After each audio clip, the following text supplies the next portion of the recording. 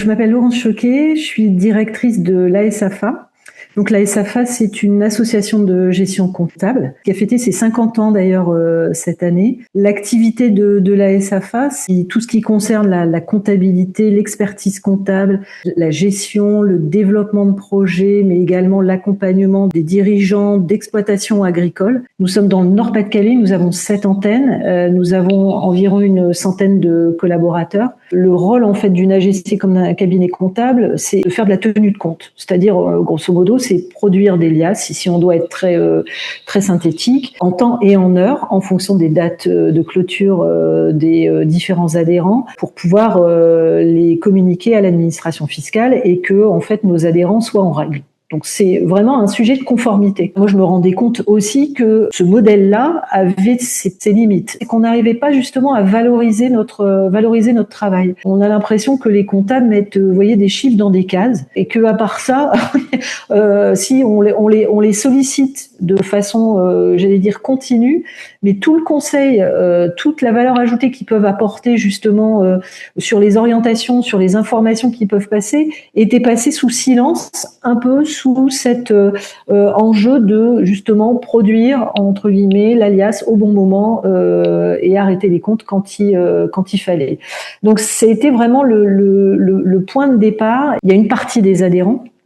Effectivement, ce qu'ils attendent, c'est de la sécurité en fait, c'est de la sécurisation du fonctionnement de leur exploitation. Par exemple, les adhérents qui décident à un moment donné de diversifier aussi leur activité pour des raisons, par exemple, complètement climatiques, ce qui se pose de plus en plus, ou pour des questions aussi économiques, avec tous les enjeux qu'il peut y avoir, notamment sur les marchés financiers, de les sécuriser sur leurs choix.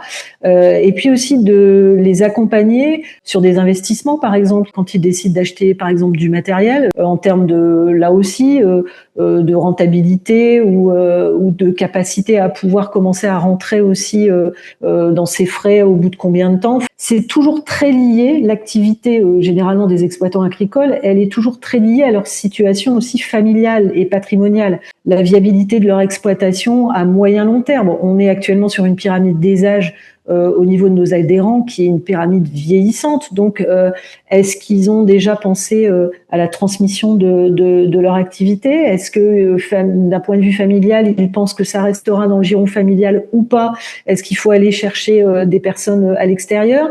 Comment eux envisagent la suite? Donc c'est effectivement de sécuriser toute cette partie transmission, c'est d'être capable de se projeter aussi au niveau de la retraite à un moment donné pour savoir de quoi on va vivre. Non, ils voyaient vraiment que l'aspect entre guillemets réglementaire. Donc ça a été le déclic. Même en interne, on a des collaborateurs qui ne savent pas mettre en avant toute la valeur ajoutée qu'ils peuvent apporter à leurs adhérents, qui a fait qu'à un moment donné, on s'est dit, il faut absolument qu'on arrive à sortir de ça et qu'on soit en capacité de montrer les compétences qu'on a et ce qu'on est en capacité de faire ou donner, et d'arrêter de standardiser entre guillemets une prestation.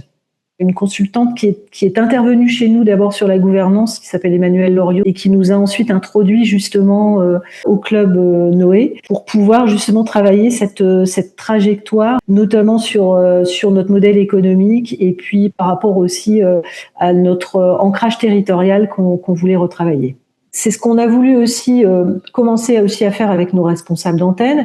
En disant qu'ils n'étaient pas que des responsables de production, qu'ils étaient aussi sur un territoire avec une multiplicité d'acteurs, et que dans leur rôle, il était important de pouvoir les identifier et d'aller tisser des liens. Indirectement, va autoriser le fait qu'on ne peut pas faire tout seul. C'est d'aller chercher aussi à un moment donné des expertises ou des partenariats. Je pense à des notaires sur la partie des terres. J'ai des terres, est-ce que je les garde? Comment je fais? Est-ce que j'en cède une partie? Est-ce que à un moment donné, j'ai entendu qu'une personne était intéressée par la reprise ou pas? Enfin, c'est toutes ces questions qui se posent à un moment donné. C'est aussi dans notre capacité à poser les questions, à aller s'intéresser en fait à nos adhérents. C'est-à-dire que jusqu'à présent, on répondait plutôt à des sollicitations, et des sollicitations qui étaient très souvent, encore une fois, sur un axe purement réglementaire. et que là, on veut inverser aussi les choses. En même temps, c'est une prise de conscience et en même temps, c'est un chemin. C'est-à-dire qu'on avait des contrats qui étaient très bordés, en mode complètement industriel. On travaillait au temps passé. Là, effectivement, chaque demande est un projet, quoi. Je pourrais le résumer de cette façon-là. Qu'est-ce que quelque part l'adhérent, par rapport à sa demande, est prêt à dépenser?